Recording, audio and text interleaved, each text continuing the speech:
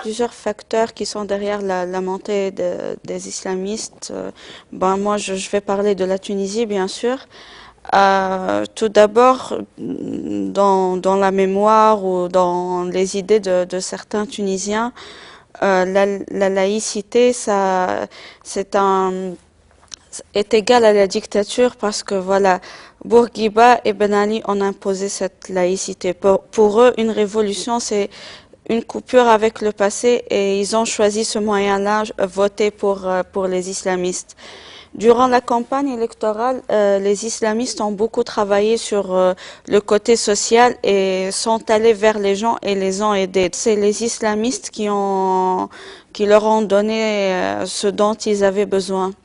Les autres partis politiques n'ont pas travaillé sur le côté social et financier des choses. Euh, pour certains Tunisiens, les islamistes ont été les plus grandes victimes de la dictature et il fallait les soutenir. On a déjà eu des problèmes avec ce parti dans le passé. Aujourd'hui, on a des problèmes. On voit qu'il y a des extrémistes qui ont des armes, il y a de la violence un peu partout, mais ce gouvernement qui est en majorité formé par les gens d'Ennahda ne fait rien pour les arrêter. On a vu des déclarations inconcevables et inacceptables de certains dirigeants de Nahda, des déclarations qui comportent des atteintes aux droits de l'homme et aux droits des femmes spécialement.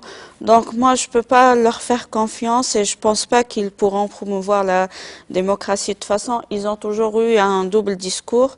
Et d'ailleurs, on vit ça en ce moment. Avant les élections, c'était la modération et l'état civil. Maintenant, on entend parler d'appliquer la charia dans la Constitution. On voit la violence policière de ce gouvernement islamiste.